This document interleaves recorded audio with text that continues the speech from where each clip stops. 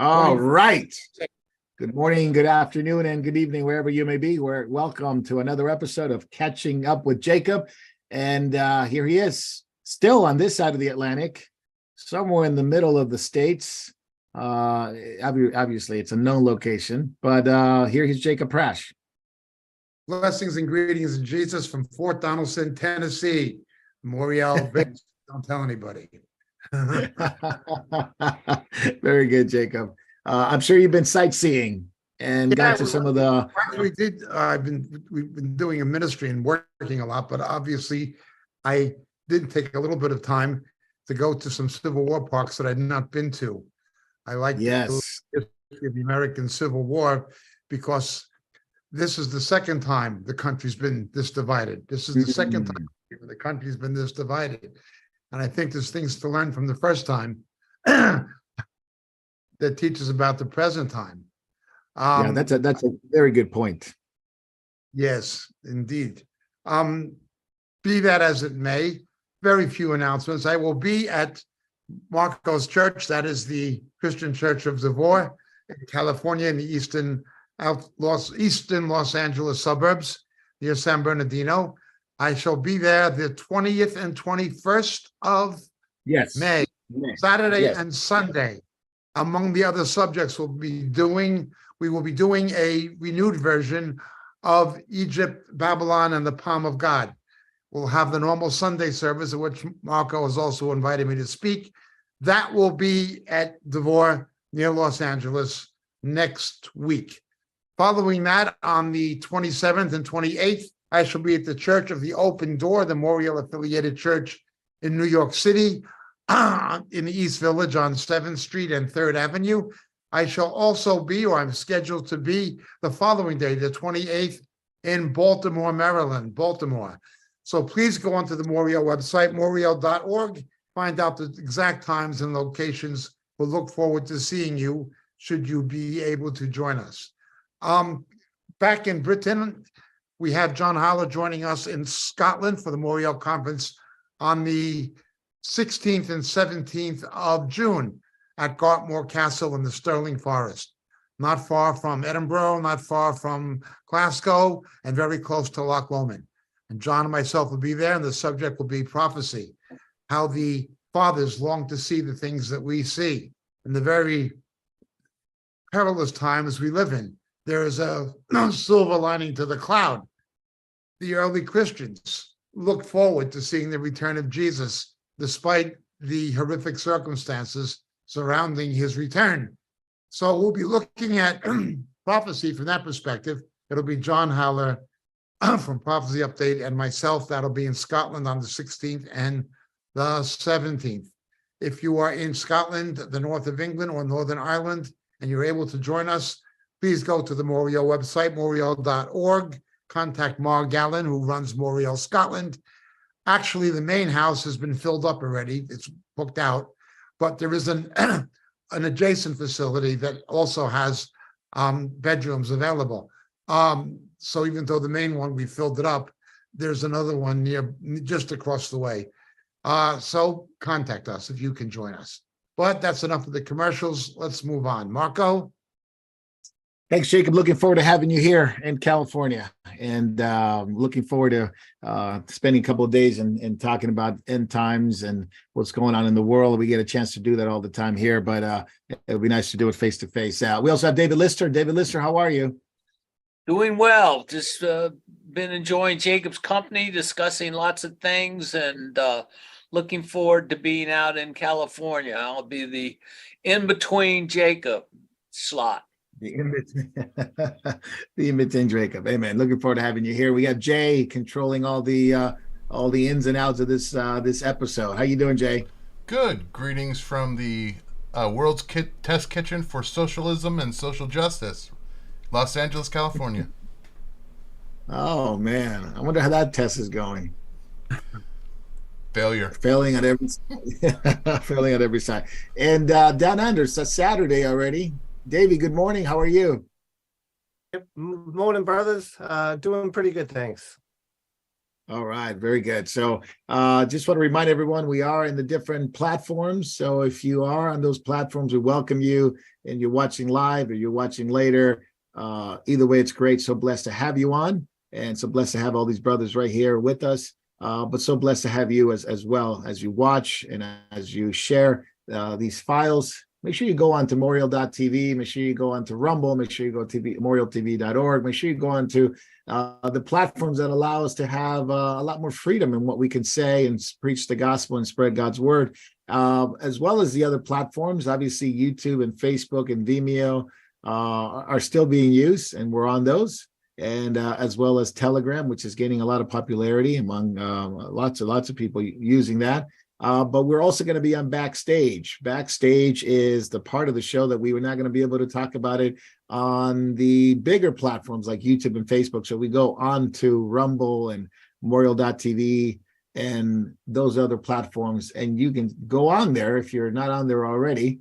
And we'll be asking questions. So you'll be taking questions on Rumble. So if you're going to ask some questions, make sure you're on Rumble, and we'll get to answer those. Jacob and David will be on, as well as we'll be talking about some interesting subjects today regarding what's going on in the States, especially politically, and how it addresses the issues of biblical prophecy. And if you don't catch Jacob on video, you can always catch Jacob and Memorial Teachers on podcasts, and the podcast continues to grow.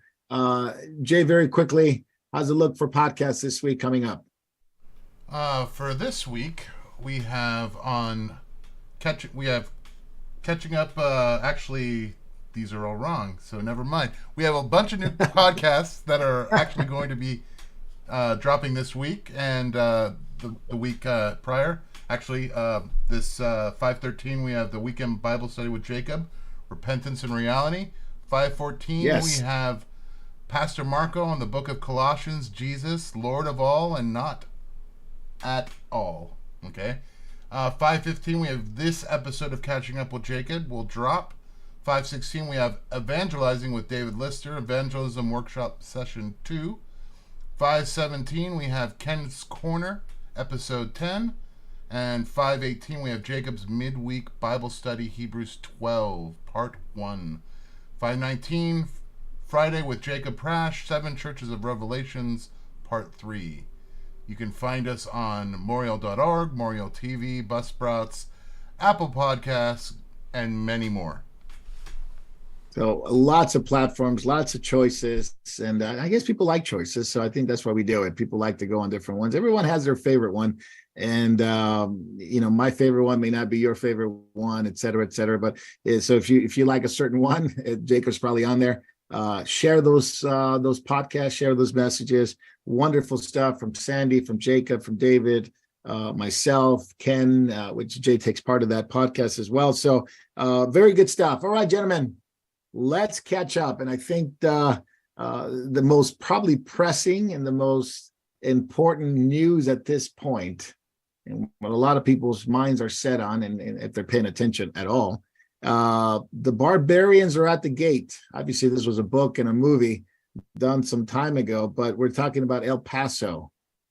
Jacob, Title 42 expired last night. I was up last night keeping track of the news items that were coming in, some of the local reporters on site, and it did expire. And as soon as it expired, I'm telling you, it just sounds like a movie, but buses started coming in from Jalisco, down from Venezuela. They were loading up, heading over this way to the southern border of the United States. Many officials and ex-officials are warning it's a tsunami, not just of people, but fentanyl, drugs, criminal activity. You have gangs, you have the cartels, you have a lot of immigrants from Latin America, true, but we've seen some Haitian ones, we've seen some Muslim ones, we've seen some Chinese ones that seem to be some kind of maybe CCP agents, which a lot of people are debating whether or not they are, with military age, mostly men. But the Border Patrol apprehension has not worked over the past, I would say, couple of years since the Biden administration. Jacob, describe to us in your feelings about what's going on at the southern border. It's collapsing, if not collapsed already. Title 42 expired. What time is it now? About 12 hours ago. Your thoughts and feelings about what's going on in the southern border. Any rational reasoning person, they understand what this is going to mean for law enforcement, what it's going to mean for the increased cost of social services for people with no right to be in the country, but we're going to pay for, including paying for 3- and 4-star hotels while our own people sleep in the streets. This in itself proves that the Democratic Party does not care about the urban poor or about the homeless. It's just political footballs like anything else. What it's going to mean for human trafficking, what it's going to mean for child trafficking, what it's going to mean for obviously the further deaths of fentanyl, already the #1 killer of people in the 18 to 44, maybe even 16 to 44-year-old age bracket. This is insane, but not enough are dying. So our government wants more to die, particularly the present Joe Obama administration. That's all obvious. But now I'd like to look at it from a broader perspective or more inclusive perspective. We've warned for years about conspiracy theorists, and they're in the secular world and always have been, but you get people in the church who are simply conspiracy theorists, but they imagine it's something to do with end-time prophecy or discernment. We've warned about this from the book of Isaiah chapter 8. You're not to call it a conspiracy. All this people calls a conspiracy. We've warned about this. And Isaiah says these things will increase before the Lord comes. We warned about this. I'm absolutely opposed to conspiracy theories. It's the boy who cried wolf. When something seriously happens, people will just think it's those kooky Christians saying things, again, that are nuts, and they won't listen when the boy cries wolf, even when the wolf really comes. However, I've got to the point where I'm convinced of something. When you have prosecutors funded by Soros, Democratic Party prosecutors in major cities, letting murderers out on the streets so they can murder more people, when you have a federal policy to open the border so fentanyl will kill more people, when you have a pro-crime government, pro-crime prosecution service and DAs, when you have politically engineered pandemics, when you have these kinds of things happening in concert with each other, there's got to be a common ingredient. I have no doubt that the powers that be, the globalists, want to crash the system. They're trying to do it for at least 2 reasons. One is obviously power for themselves, not just vassals like Biden or Obama, but the real powers that be. We're talking about Soros, we're talking about the banking establishment, the banksters of Wall Street, and so forth. Okay, there's that. They want power, they want a neo-feudalism. They want to replace capitalism with a new feudalism. It's not really about socialism. They just push a pseudo-socialist agenda or socialist agenda to achieve their real aim, which is feudalism, power for themselves. Second reason is they know something bad has to happen. Going back to the time of the Roosevelt administration, the Keynesian monster was let out of the cage. Sooner or later, there must be a day of reckoning. You can't go on like this. There are too many unfunded liabilities. There are too many pension funds that cannot be funded. There's too much risk of investment capital. There's too much risk. The FDIC cannot protect investors. All they can do is print more money, but the money becomes worthless. The powers that be know that a monster was unleashed in the 1940s, and they've tried in 1930s and 40s, and they've tried to control it with Bretton Woods. They've tried to control it with trilateralism. They've tried to control it with globalism, but they can't control it anymore. They have to abolish democracy. and create this feudalism, not only to protect their own interest, but so people will go with it. People will willingly surrender their freedom to prevent pandemonium. That is on back of the climate hoax joke. There's always been climate change. That is what is on back of the pandemic hoax. That is what is on back of digital currency. That is what is on back of border policy and immigration policy. That's what's on back of a lot of these things, particularly the pro-crime agenda of the government, both state, local, and federal. That is what's on back of it. Now, we know as Christians that this is Satan, that this is Satan paving the way for the Antichrist. He's going to create a breakdown of the system, economically, politically, and socially, that people in desperation will follow anybody who will get them out of it. We've had hints of this. You had hints of this in post-revolutionary France when the people turned to Napoleon. You had hints of this in Weimar Germany when people turned to Hitler. You had hints of this with the rise of Mussolini in Italy. You've seen this happen before in different countries at different times. Now, however, it is happening globally. It's happening in China. They're going to the wall. It's happening in Russia. It's happening in the EU. It's happening in Britain. It's happening in the USA. It is happening globally. They are going to use the breakdown to create such pandemonium and even hysteria that if somebody comes up and says, I can save you, I can straighten this out, they're going to believe them. And that person will be the Antichrist, who will commence his agenda coming, as Satan always does, as an angel of light, but he's going to be anything but an angel of light, but he's going to come as one. He's going to try to look like a lamb, but he's going to speak like a lion. And he is going to attempt to counterfeit, to mimic the millennial reign of Christ. Initially, that's how he's going to suck people in. These people are sucked in already. There's nothing to stop it, including most of the evangelical so-called, whatever that means, church. There are not enough believers to be salt and light anymore. There are not enough believers preaching the true gospel anymore. There are not enough believers proclaiming the truth in light of biblical prophecy anymore. It's just not happening. Satan is on a rampage. Why? Peter tells us he knows his time is short. So yes, I can speak politically and economically about the ramifications and the crime ramifications and the social ramifications of the border crisis. I can do that.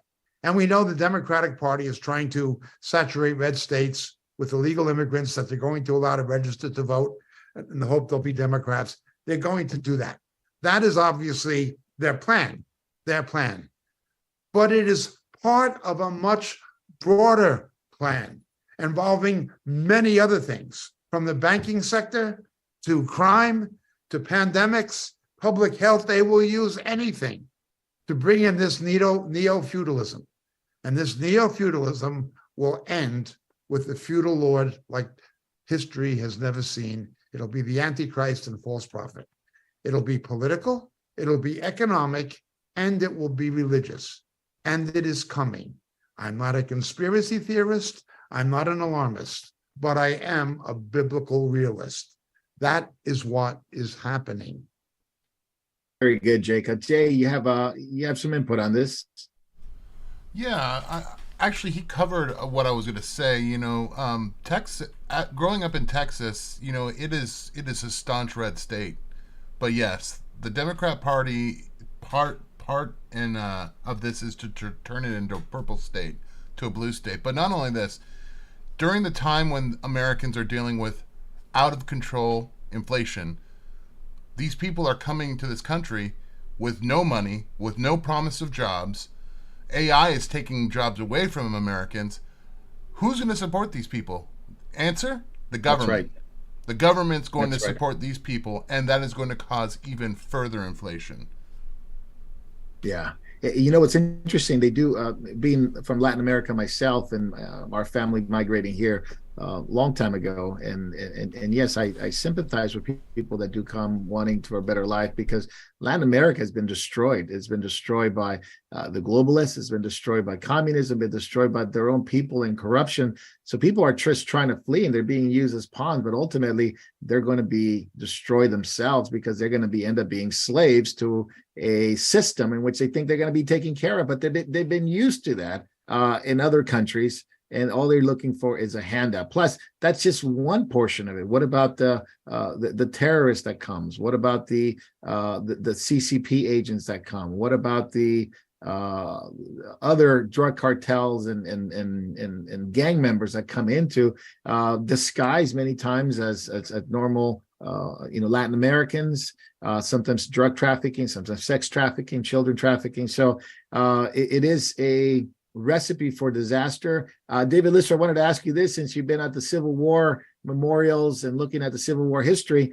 Has there ever been a time like this where the nation is so divided, and do you think it'll unleash a division so much so that a civil war is inevitable? Maybe not a civil war. I'll just clarify. I'm not talking about that dimension of war, but a dimension of war that it may be already in place, which is so divided, there's no way to bring it back, and it's just we're heading toward a national divorce. What are your thoughts on that?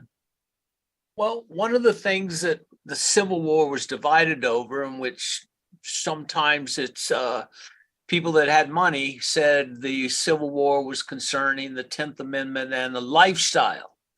Okay, it was these men went to war because they wanted to protect their agrarian lifestyle. They wanted to, not necessarily that they had slaves, but they felt that the North would take over and impose upon them. So there was that aspect of it.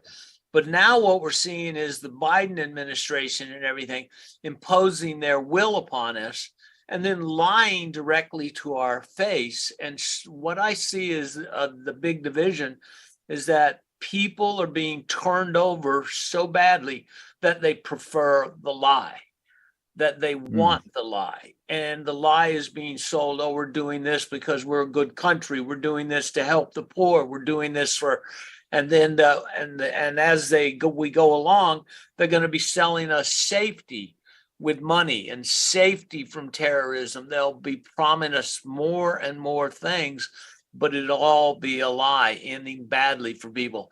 And so people can only be pushed so far.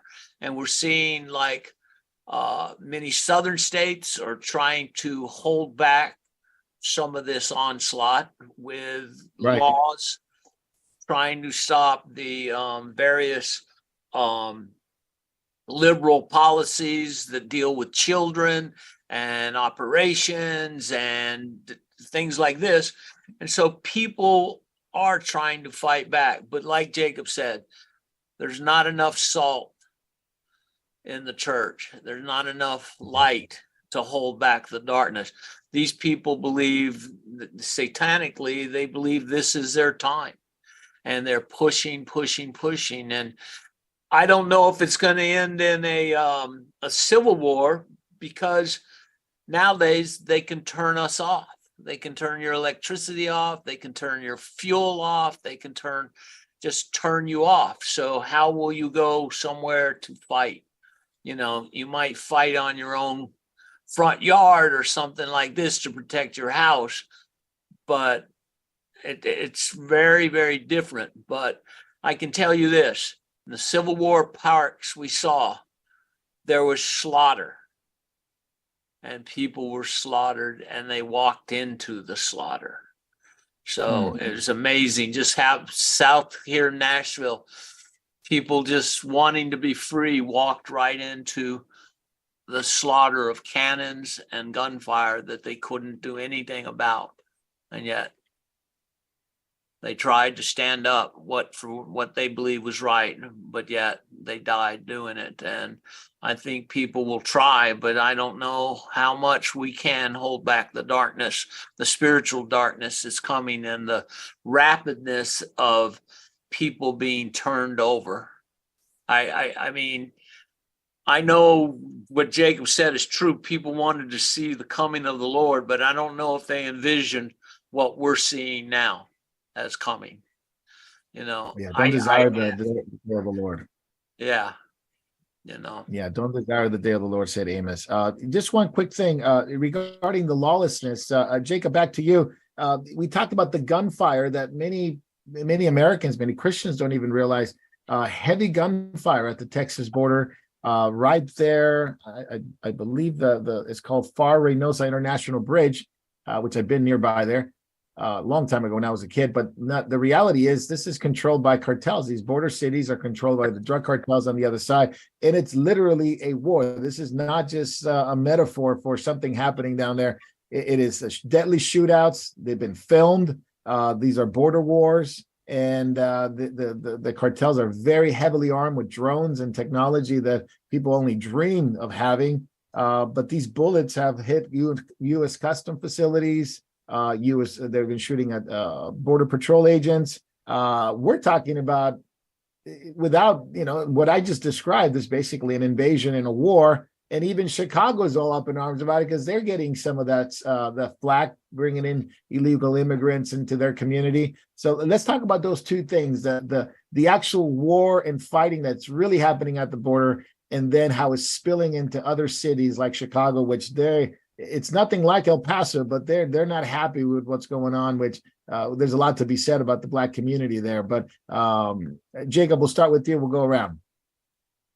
Well, first of all, we have to understand that the way was paved for this kind of on-border confrontation during the Obama administration with Eric Holder, another man who's never been brought to justice, in contempt of Congress, and has never been brought to justice, at least not in this life.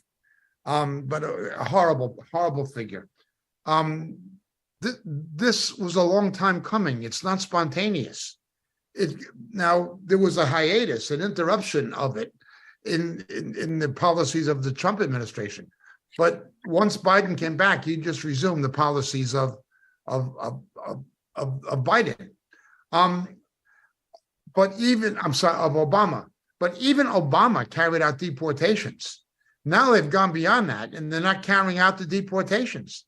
Forget about Title 42. Just forget about it. It just doesn't matter. Now, this armed conflict, again, we talking about it on the border.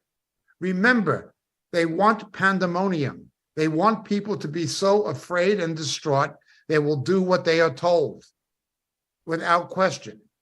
Same as they did in COVID. Just do what you're told and don't question it. Don't question us. Forget about the facts. Trust us, even though we're liars and hypocrites and crooks. That's what it comes to. So defund the police. Okay. You can't have a gun yourself. Stop the Second Amendment.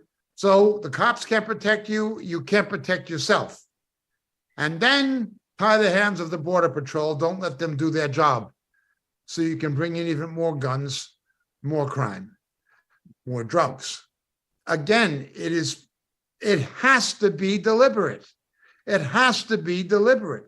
Now, the mainstream media, of course, is not going to report it. It's corrupt, and it's in the swamp with the politicians and the bureaucrats.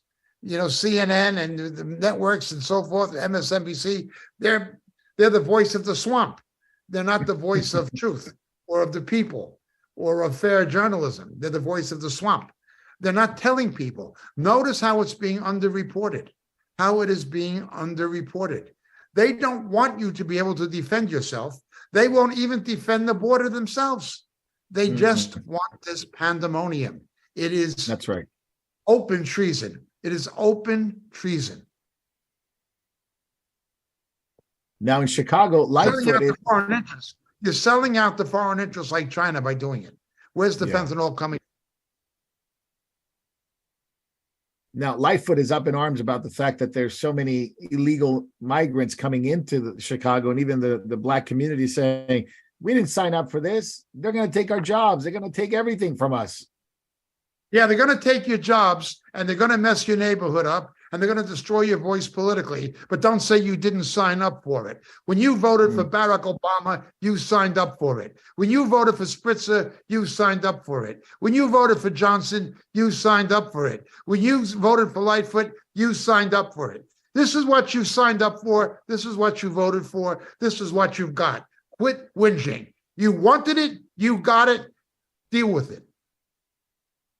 David Lister, you've seen some of the comments by the Black community leaders in Chicago, and they're just shocked. I don't know how they're shocked. I mean, if LeBron James is like their main political figure, and they all go along with what the Democrats want, and this is what the Democrats wanted, what's the big deal? Well, they say their political voice is going to be taken away because they know in other cities that they're actually now allowing non-citizens to vote. So they're definitely scared of that the Black minority is going to have their voice silent. They won't be politically necessary anymore. That's what they're deathly afraid of, and so they've made themselves stupid by repeating the same error every time, voting for the people that don't help them, but just do the same bad things, keep cities full of crime, keep cities full of all unrighteousness that you can think of. You could see this in Baltimore, you can see it in Detroit, you can see it in Chicago, and I used to work down in there. I did some feeding programs down there where this neighborhood where they just sent 500 immigrants into. And wow, there's just, they're up in arms, and the people are scared to death because of the guns and the crime that's coming. And they have a right to scream, but it's too late. It's too late. I mean, they literally, they did not vote for Lightfoot, but they got somebody else worse than Lightfoot, which is basically a common open Marxism. Yeah. So it befuddles me, the thinking, hey, we didn't sign up for this, but you did sign up for it. So in the Latin American community as well, when you have here in Los Angeles and California, they vote for stuff like this all the time, and they don't really. Yeah, they really don't. By the way, Jacob, you see Dianne Feinstein coming back to the Capitol Hill. Yes. I don't know where they dug her up from, but she looked really bad. She's 89. She's coming back, visibly decrepit, and yet she says she's got a few more years to go. Is Capitol Hill a nursing home now? I mean, you got Biden, you got all these older Democrats, Sanders. Yeah, they're the ones that allowed all this to happen. And is there any age limit? I mean, can we put a cognitive test or some kind of some kind of test for even a drug test? I don't even know people on. The left wanted a cognitive test for Trump, even though he was mentally coherent and displayed no signs of senility or dementia of any kind. But for Biden, who displays it every day, they don't want it. It's not the dual standards are as usual. Look, Feinstein is a depraved figure. She's a depraved woman. She was the one who brought out this ridiculous allegation against Kavanaugh from somebody who said he did this when he was 16 at a party in high school, and then they dug this woman out to come out 40, 50 years later, whatever it is, and try to hang him for something they said happened when he was in high school. This was Feinstein, assisted by Hirono, obviously, but this was Feinstein. She's just a despicable woman. I'll be glad to see the end of her. It is almost, I want Jewish people to be saved, but I'm afraid she's going to go the way of Ginsburg. A Jew who dies without her Messiah, and she's going to pay eternally for all the damage she's done. A very sad thing to see, but a very sad thing to for people to think that she's actually competent to do it. She's never been competent. She's been compromised by even the CCP for a while. But anyway, we'll get into that at the end backstage. Marco, yeah, 500 people has been sent into this neighborhood down there below 55th, where Obama went to school. Talking about Chicago. In Chicago. Yeah. 500. And this is the first day. Yeah. a lot more coming. Would they have 10,000 cross the border yesterday, and more Yeah, flooding minimum. in today? Well, you know, 80,000 more coming. Buses are on their way, Chicago. Yep. Yeah. And now the Democratic amnesty states, well, you guys get to live up to your promises. We're Oh, gonna man. see You're if going what to be a you're doing- sanctuary. Yeah, Yeah. gonna be What a sanctuary. All sanctuary. you guys will be feeling the brunt and the pain of all this that Texas has felt, that the other states Yeah. have felt. Only it's gonna be worse because now it's unlimited amount of people coming. Did you When a see the white- National Guard actually loading people into the buses? I mean, this was crazy. This is traitor. This is treason. The National Guard loading people up into the bus and sending them up to the states. I've never seen anything like that. Yep, this is an open betrayal of the national interest by a corrupt government. And there are people stupid enough to vote Biden they'll vote for Biden and vote Democrat again. Yeah. The Texas people, the Texas National Guard are putting up barbed wire fence. In the meantime, the government is advising the Mexican government where these refugees should go so they don't encounter the Texas government, that Texas National Guard, that are actually putting up barbed wire and trying to stop it. So we're Yeah, they're nation using divided. WhatsApp. Yeah. Yeah, WhatsApp encrypted chat rooms. Jacob, before we switch to technology and AI, because I like what Jay had to say about it because of the jobs situation, what's going on. I did want to ask, this is not new in terms of what's happening here in the States. Other countries have suffered it, and you live in England most of the time, and you've seen the boat migrants coming into England all the time. France, Belgium, Netherlands, Germany. Liberal countries of Europe, particularly France, Britain under the Labour Party especially, but not only Labour, France most critically, certainly Sweden. These countries that have voted liberal and socialist, they're now reaping what they sowed with Islamic and African immigration, or Afro-Islamic immigration. The rapes, the murders. If you look at one of these countries, take Denmark. One country, Denmark. 70% of the convicted rapists in Denmark are Muslim. But Muslims are only 4% of the population. Yet, and 90% of the victims of raped women are Danish. Well, it's the same, going to be the same.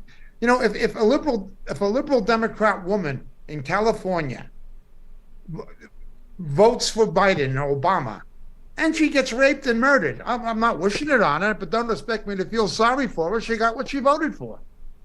She reaped what she sowed. And that actually happened in Oakland. That's what you want. That's what you got. We warned years ago. We warned years ago, and I warned at the very beginning when we were doing Catching Up, that blacks are not going to be the main minority. Hispanics are now going to have the numbers, and their numbers are increasing. The black people are not going to be the main minority. It's going to be Hispanics.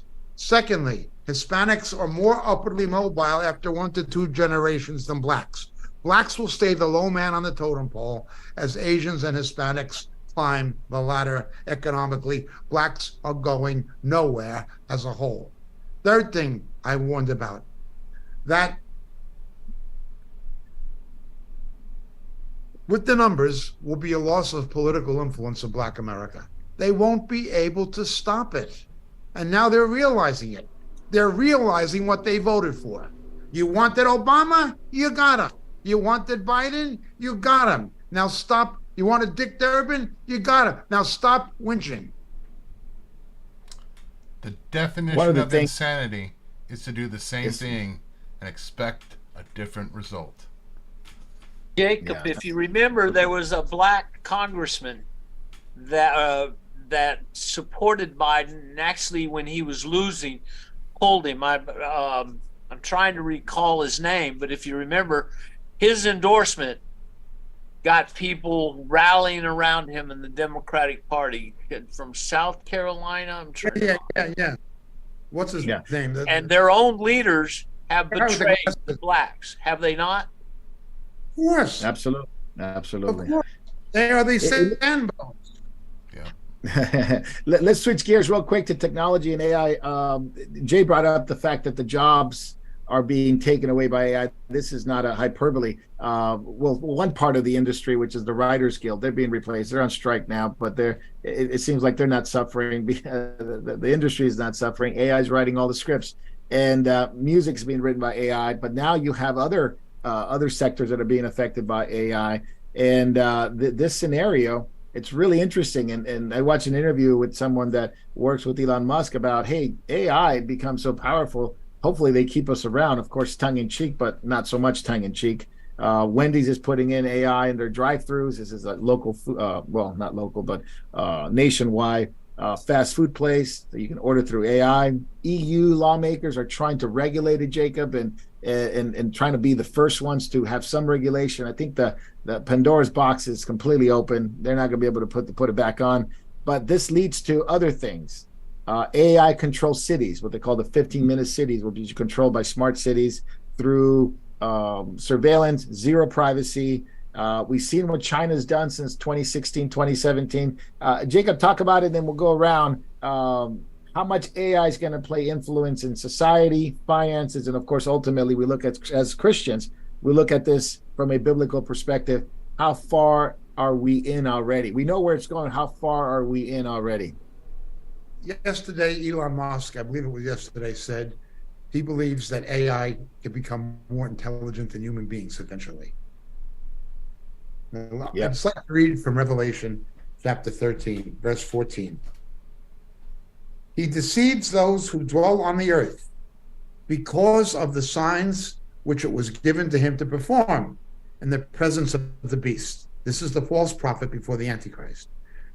Telling those who dwell on the earth to make an image, an icon, Greek word icon,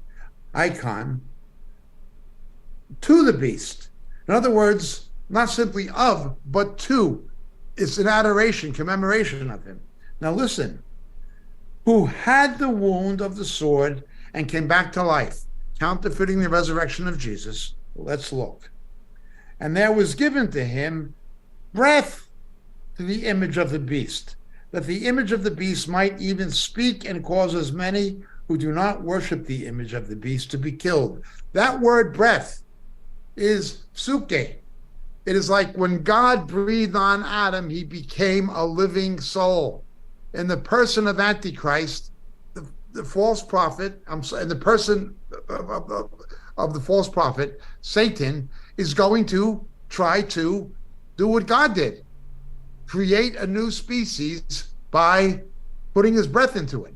Now that word is psuche. In other words, you're talking about something that has a consciousness of its own, an automaton, a computer system that will be in an image, an icon that will have an intelligence of its own. This is frightening. This will be not just technology gone out of control. It'll be technology that is satanically commandeered. You are going to have a satanically commandeered super technology. It's going right for Revelation 13. Just look at where AI is now. It cannot take a very long time for this to happen. The pace at which these technologies are improving is incredible in itself. Remember, in Daniel, knowledge will increase, and that has a wide meaning, of course, but the pace at which it's happening. These things can happen very quickly. We are running out of time to fulfill our mission and to proclaim our message. The faithful believers only have a certain amount of time. This stuff is becoming imminent. Imminent. The technology will be satanically taken over and have a soul like an animal does. It'll not be a human soul, but it will be a soul. Some intelligence. Yeah, absolutely. One of the things that's really interesting, I don't know if you have heard that chatbot GPT-4 can now can respond to you now via voice, and you could see an image of chatbot GPT. Before it was just a prompt. You just put in your prompt and you got back some words. Now you can see an image, you can talk to it, and it can actually respond to you via a voice, sort of like Siri or these other assistants, like Google Assistants and things like that. So what is interesting is the makers of chatbot GPT, which is OpenAI, they didn't think this was going to be around until 10 years from now. But how quickly it has evolved, how quickly it's learned, how quickly it has the technology has increased, has even befuddled their own makers. And so we're not really making a hyperbole about this. As Jacob pointed out, it is moving very fast. And talk to anybody in AI, the developments of AI and its learning. And what's interesting, Jacob, what is causing it's a feedback loop mechanism within the system, meaning that because it could lie, because it has a bent against Christians and against conservatism, it actually is able to write documents that if you search it out and say, well, let's say it's transgenderism wrong, and they would go on and tell you, no, it's wrong, it's fine, it's this, children can have their own choices, whatever. And because it's connected to the internet, it actually would put those documents into the internet. So if anybody wants to look them up and look up like, hey, what does chatbot GPT says about this? It'll actually give them a response from chatbot GPT. And so it basically confirms like a loop back mechanism of a lie being perpetrated over and over and over and over again. And that's going to be what people believe. It's already in the system. You know what I'm saying? It's a feedback mechanism that it lies upon lies upon lies. And it's because it's made in man's image and likeness. And it eventually would have demonic powers. As Jacob put it out. Jay, I just want to go to you very quickly. Obviously, we talked about AI for a while. It's nothing new for us here, but what stands out to you when new developments come on and we look at how fast it's approaching and things that we've never thought it could do? But what impresses you? And impressing me doesn't mean it's a good thing, but what impresses you the most about AI and how fast it's going? Well, one thing that I wanted to mention, that if you ask an AI like chatbot GPT, tell me about Jesus, it won't give you anything. It will say, he's a fictional character that Christians venerate, if you get that much. But if you ask, tell me about Buddha, they'll give you a list. Buddha was a holy, Siddhartha Gautama was born in India and was a venerated holy man that everybody loved. So you can see the bias there. It strikes me that fallen man has created something not in his own image. AI is not in the image of man.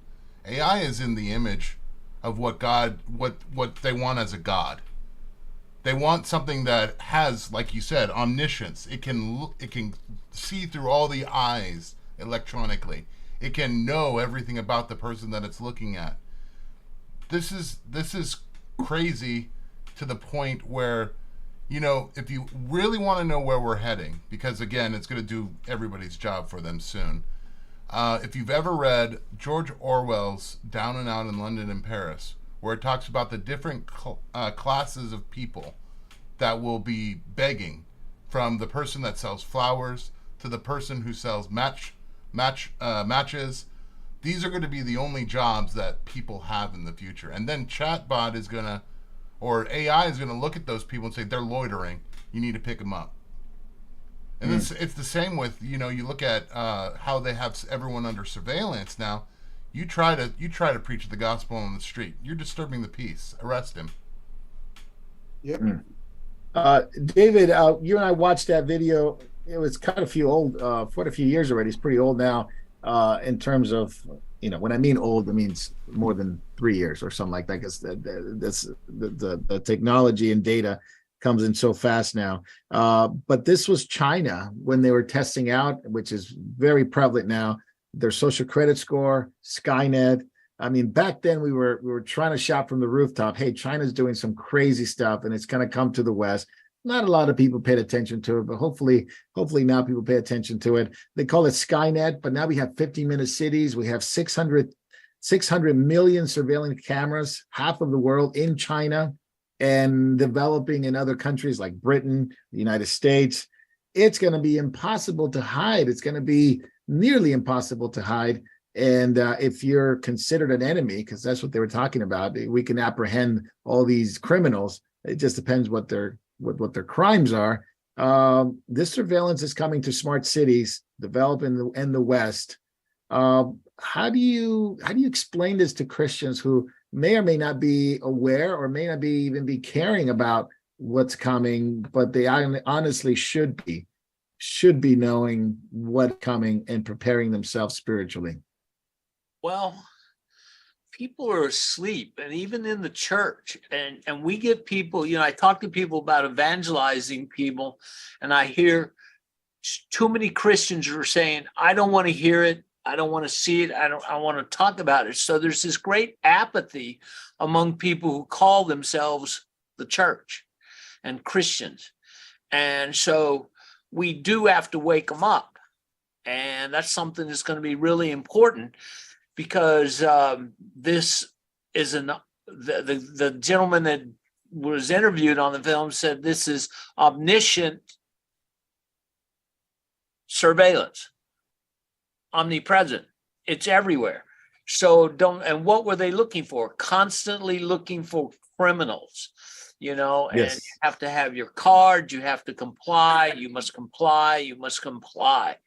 And so for freedom-loving people like America has been, will disappear under these systems, and it'll be so weighted.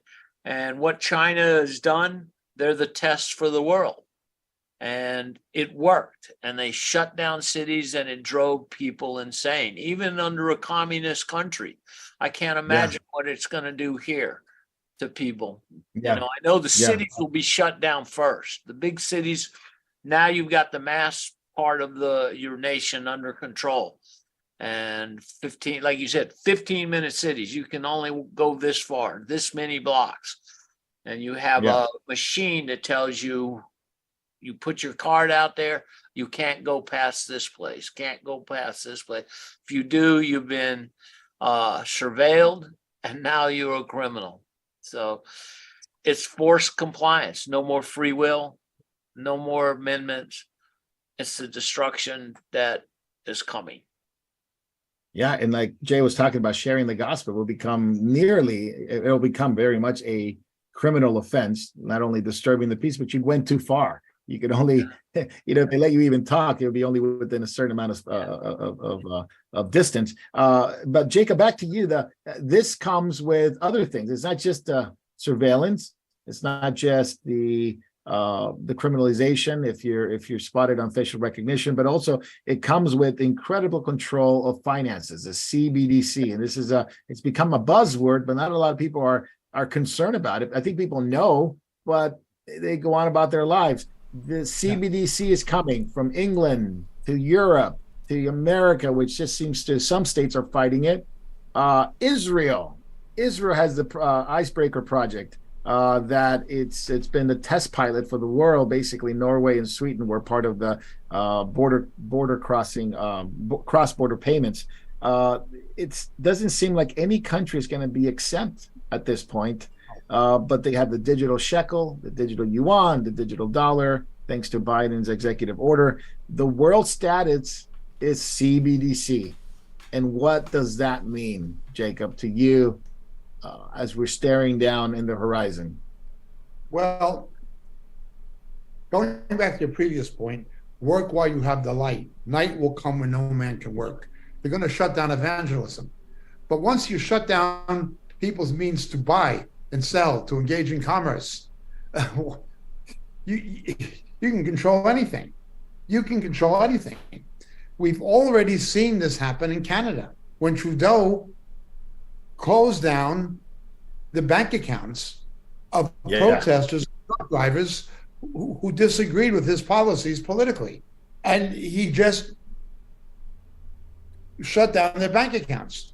We have the efforts by the Biden administration to turn the IRS into another political police force. I mean, it already is to a degree, but to turn it into a political police force, as they've done with the FBI and Secret Service, just turn it into a political police force. That's what they're going to do. So yes, it'll obviously be digital currency, but it will be also and control of electronic currency, but it will also be, with that control, the capacity to shut someone down. Already, the corrupt IRS, which is a corrupt anti-American agency that needs to be abolished, ideally. The corrupt IRS was able to impound money of small businesses with no court order, with no hearing. They were just saying, oh, you paid in $9,000 twice, you have to report 10. We believe you're stacking. And they just went in and confiscated the bank accounts. This is how corrupt the federal government is and how out of control it is. One person, I think, who is watching this and telling us the truth, and I think people should listen to, is Rand Paul. Both the senator and his father. They are warning about what the government is really doing in this realm. The federal government has this deep state, and they want to integrate the IRS into it. And that's what's happening. It's going to be integrated into the deep state, same as the FBI, same as the intelligence community. It'll just be another arm of the deep state. And that's what's happening. But remember, they've already done this in Canada. They've already done things like this on very spurious grounds without court order in the United States. Yeah. Jacob, what about that Jamie Dimon story you were telling me? What he shut down, the JP Morgan He's a horrible shut down. figure anyway. He's a horrible figure anyway. But yeah, the company emails were, I guess, leaked, and they were looking to closing bank accounts of pro-life mothers as potential terrorists. Now, any pro-transgender, whatever, that they're okay.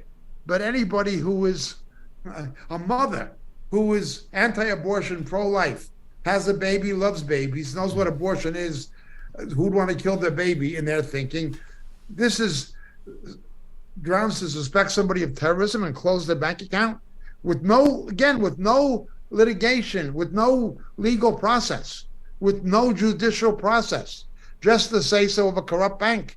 Well, who's running JP Morgan? Jamie Dimon. Jamie Dimon he's a Greek American. He's a Greek descent. And he reminds me of Onassis in Greece. He's a different kind of banker. He's not a JP Morgan type banker or a David Rockefeller type banker. He's a different kind of banker, and a very dangerous one. Davey, I wanted to go to you. Obviously, Britain, EU are going cashless. They want to get rid of cash, but Australia seems to be even leading that pack, as well as carbon emissions within the financial system. So they're marrying the issue of climate change with financials, with IDs, with lockdowns, with CBDCs. What do you see there? Because people sometimes don't believe it. People just say, well, you say this theoretically, but I actually know you, and you actually tell me a lot of stuff that's going on there, and it is no hyperbole. It is something that they're doing. But what do you see going on in Australia? Okay, well, the last figure that I heard, basically over 40% of Australians now, don't carry a physical wallet. They don't carry physical cash. They rely on their digital wallet. So especially the younger crowd, they're all relying on the digital wallet now. They're shutting down a number of banks. They're taking away ATMs. A number of banks are doing away with over-the-counter cash transactions. They're really forcing people to go cashless, basically. Yet this is still legal tender here in this country. I'm basically with the Commonwealth Bank. They have a carbon credit tracker It's an actual, at the moment, it's optional. You don't have to opt in. You can opt out, which I have. But basically, they're tracking you with everything you purchase when it comes to electronic currency. There's a real move here to try and demonize cash, though, at the moment. It's only Jacob just reminded me about it when he was talking. They're trying to demonize people who are using cash and basically saying we need to go cashless, we need to get rid of the ATMs because, and this is particularly true with the Generation Zs. They're using the Generation Zs as the example that the only time they'll use an ATM is when they're getting money for a drug transaction. So they're saying we need to shut down the ATM so we can stop the drug trade. That's right. Okay, if that is really true, then why are they putting up safe injecting facilities and rooms in Richmond, in Melbourne, and the likes? And why are they trying to legalize drugs? That's a an out and out lie. It's about control. It's about control. You mentioned Skynet earlier. In Skynet now, if you use cash, you can't look. If you can't even buy a subway ticket in China now without. Wow. You can do it with cash, but they want to know your name, your ID, passport number, all the information. The ATMs have cameras too. They're really trying to demonize cash at the moment so they can push more and more people into going cashless. This is hurting the elderly. I live in the country. I know people now, they have to travel 40 minutes to get to their nearest bank. And now some of them are going cashless. They won't deal over-the-counter transactions. So it's the elderly who are suffering at the moment. But and the 15-minute cities, Melbourne's being generous. Melbourne's going for the 20-minute cities. But nice. What most people, Nice. what most people don't know about here too is the fact that they've designated certain areas like Broadmeadows and that at the moment, and people think, oh, it's just that area, just for that area. But the Victorian government has adopted it as a whole of Melbourne, Melbourne policy. And if you read the writing too, you can see that's going to extend to the whole state too, the policies they're trying to push. Wow. Yeah, that's of course the premier there and in Victoria, he's all over that. He's very for it. Yeah, and he wants that to happen very much so within his watch. So very interesting stuff. Yeah, go ahead, brother. Even though we're using the term Skynet, that comes from Terminator. It's really the name of the Chinese system, isn't it, Marco? Yes, that is the name of the Chinese we didn't system. want to think we were terminating, but they actually they called named it it after that. And they said it was good. They said it was actually good, and kind of reminds me of a message we did a long time ago. Beware of the new good. What do they call good? Well, it's good that we don't have any Christians here. That would be a good for a lot of people in the world. And let's switch gears real quick as we're winding down regarding wars and rumors of wars. And I want to go straight to Israel because Israel is under severe attack. Latest, and you guys were giving me some updated numbers, over 1,000 rockets fired into Israel and communities, including Tel Aviv. And they're fired, of course, by the Palestinian Islamic Jihad, which is controlled by Iran. And Israel's defending itself and going after the terrorists. There is an Israeli fatality from the Jihad rocket, but there's been some terrorists who've been killed. I think today there was 2 more Palestinian Islamic Jihad commanders killed in Gaza. The efforts of Qatar, Egypt, EU, Washington to get a ceasefire has not worked. Operation Shield and Arrow by Gallant and Netanyahu are still on today, and they're defending their country. And they continue to expect more attacks from the Islamic Jihad, from Hezbollah in the north, which has been not so much quiet, but unusually this quiet. Jacob, you were just there not too long ago. What's going on there now? And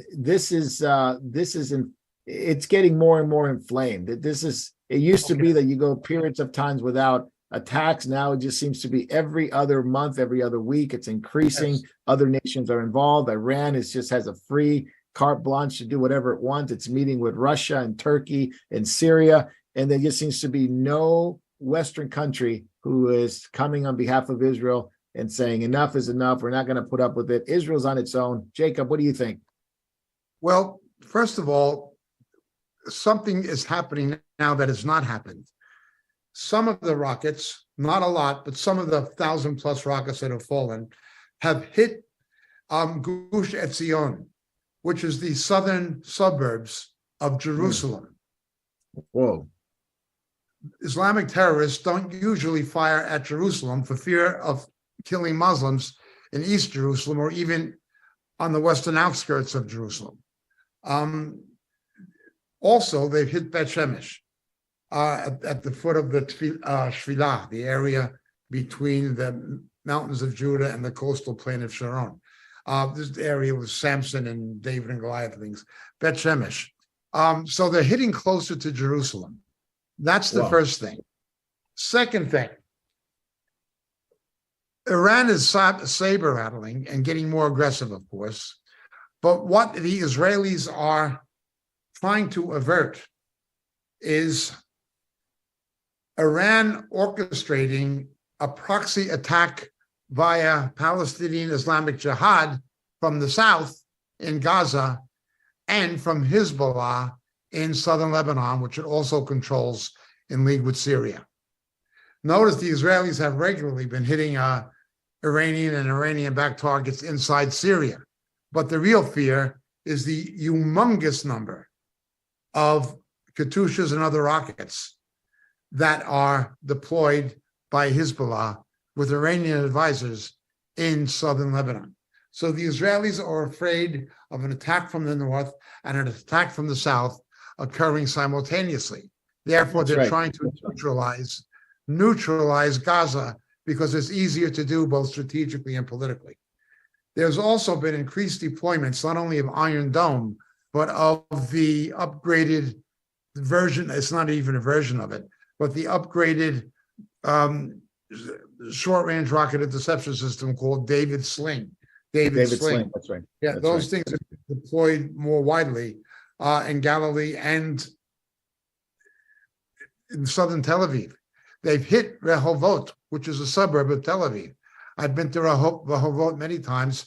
There's a fellowship of believers who meet in Rehovot. So they're getting quite aggressive, the Palestinian Islamic Jihad. But there is the third factor that the media is not reporting. There's always something that they're not telling you. The Palestinian Authority, which is a de facto terrorist organization itself. It's Ashav, it was called in Hebrew. It was Yasser Arafat's organization, renamed Palestinian Authority after Oslo. They're terrorists themselves, and they're certainly pro-terror. They're grooming children in their schools to be suicide bombers and the rest of it. Yet the West, particularly the Biden administration, likes to fund them and give them money. But they are afraid of a Hamas takeover in the West Bank. Hamas took Gaza away from the Palestinian Authority, which was enabled through the corruption of the Palestinian Authority, who were pilfering tens, if not hundreds of millions of dollars in international aid given to build an infrastructure for the people of Gaza, but it was stolen by Arafat's henchmen.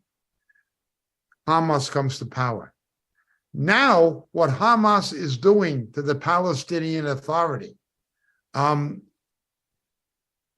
in the West Bank,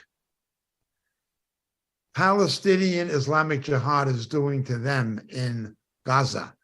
Hamas is afraid that the Iranian-backed PIJ will do to them in Gaza what they did to the Palestinian Authority in Gaza and what they're trying to do to the Palestinian Authority in the West Bank. So notice you're not seeing any complaints coming from Hamas right now. Right. Hamas wants the Israelis to do their bloodletting for them. They want the Israelis to take out Palestinian Islamic Jihad. Now, this in turn involves not only political struggle, but it's the religious struggle between Sunnis and Shias. There is the Sunni-Shia divide. Hamas is still very much in the pocket of the Muslim Brotherhood, which Barack Obama wanted to keep control of. Obama had a pro-terrorist policy, even though Hamas is the military wing of the Muslim Brotherhood. The Muslim Brotherhood are the ones who assassinated Anwar Sadat In Egypt, yeah. wanted them to keep power in Egypt instead of General Sisi. Obama was a total pro-trader, anti-American foreign policy and anti-Israel foreign policy. He was pro-terror, and he had pro-terror policies with both Muslim Brotherhood and his dealings with Iran. And that's been continued by Biden. But right now, the Palestinian Authority feels threatened by Hamas in the West Bank. Hamas feels threatened by the Palestinian Islamic Jihad, that is Iran's proxies in Gaza. So that's what you're dealing with. Very fascinating stuff. Jacob, what about Nakba Day? They're making a big deal about this coming up. It means disaster in Arabic. Yeah, Disaster. it's the day after the independence, May 14th, right? Human partition and establishment of Israel, Israeli Independence Day. This is called the Nakba. The term has also been used in connection with the reunification of Jerusalem following the Six-Day War. Yeah, 67. You have a congresswoman here. I didn't want to call her that, but Rashid Tlaib, that wanted to celebrate this Nakba Day in her office at the House, and she actually got shut down by McCarthy, who was using it to celebrate the 75th anniversary of the relationship with Israel. But here comes a Jewish guy, Sanders, who actually makes it happen for Tlaib to celebrate Nakba Day, which is the Palestinian idea of the disaster of Israel coming on. And of course, soon after May 15, 1948, they declared war on Israel, and they came in to try to destroy Israel shortly after they became a nation. This is ridiculous. This is ridiculous. Left-wing Jews like Bernie Sanders, Noam Finkelstein, and Noam Chomsky, I think that they are as much enemies of the Jewish people as Adolf Eichmann. As far as Tlaib, she danced with the Palestinian flag when she was first elected. That woman has no right to be in the country. If anything, she should be tried for treason. Hamas is a terrorist organization. She danced in support of Hamas, in support of a terrorist organization. The woman should be arrested, put on trial, and if convicted, hung for treason. She should not be deported or something. She should be hung. If justice were to prevail, that woman should be indicted and face trial for treason. I think it's DOJ and FBI. They're all going to run interference on that. I think she's from Michigan, I believe, which is a large Muslim community there, as well as Omar from Minnesota. They're both very much pro-terror, not even pro-Muslim or pro-terror. Michigan is the strongest Islamic outpost in North America. Thanks again to our corrupt politicians in Washington, people who never should have been let in the country. Jacob, what about this this meeting and seemingly an alliance that's been forming for a long time? It's nothing new, but here you have in Moscow, Russia, Turkey, Iran meeting together with Turkey, and one of the major points is Assad the rightful and legitimate ruler of Damascus, which has been some controversy with Turkey because they've constantly gone into Syria, constantly trying to take over the Euphrates River and all that. But Erdogan is, I guess, right now very subdued to accept Syria and to legitimize Assad's regime, because he's also got some problems in his own country, economically, politically, but he's got a huge election this Sunday as well, in that Turkish leader. Basically, I believe his name is Kemal. He is very much popular with the country, and he doesn't like the Russian relationship with Turkey. Any thoughts on that, the way Turkey's going to go? I mean, we've been talking about Erdogan being replaced. Assad is being reingratiated into the Arab League. He was taboo. He was ostracized because of what he did to his own people. He was ostracized by most Arab countries, including the oil-wealthy Gulf states. Now he is being re-ingratiated into the Arab League. That's interesting in itself. And of course, Yeah. it spelled another diplomatic and political failure for the Biden administration. And Blinken and the Board of Incompetence. But there's that. But concerning Erdogan in Turkey, as you point out, his economic crisis is nearly 100% inflation.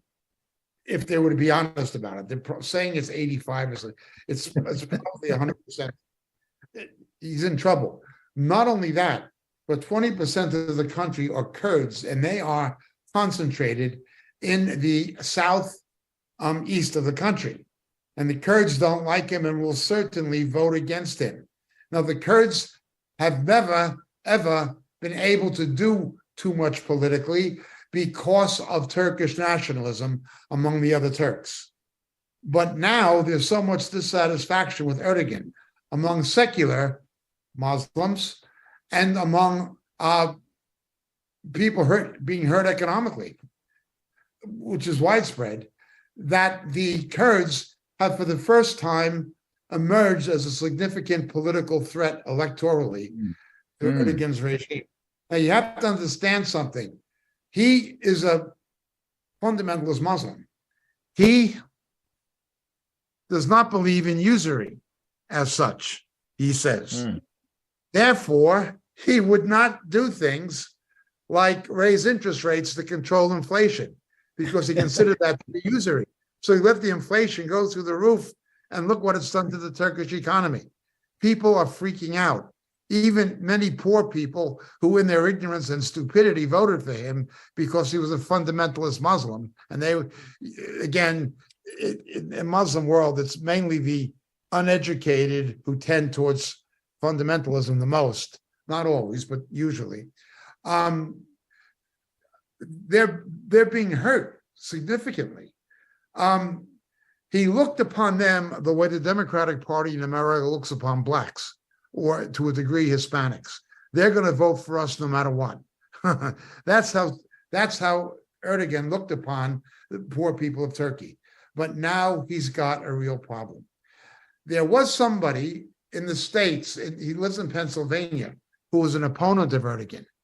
And the United States backed him as an organized political opposition to Erdogan. But there was a coup attempt, and Erdogan purged the army of the military officers who like him and retained power. This is the next time it's happening. This is the next time his power is threatened. And we should not underestimate what he might do if he's voted out of office. We should not underestimate the fact that he might just, well, it's a de facto junta already, but just make it an out-and-out. Yeah. Absolutely right. As we're coming down to the end of catching up, we want to make sure people know we're going to be jumping out of YouTube and Facebook and go into Rumble, Memorial.tv. Send your questions in if you want them to be asked. Jacob will take them on. David will take them on. David, final thoughts on this particular area. Turkey, Iran, Russia. A lot of people say Ezekiel 38, 39. It's lining up. And Jacob and I and you, we've talked about it at length. Is it for sure it's the one after the millennium? Is there one before the millennium? These are questions people have, and I don't know if the answer is going to be clearly given. But what do you think? It's just an alignment that's been an alignment of evil rising up with Turkey, Russia, and Russia wants to control. Obviously, they're meeting in Russia. They're meeting in their home turf, so they are calling some of the shots there with Iran and Turkey and bringing Assad in. What are your thoughts on that as we conclude?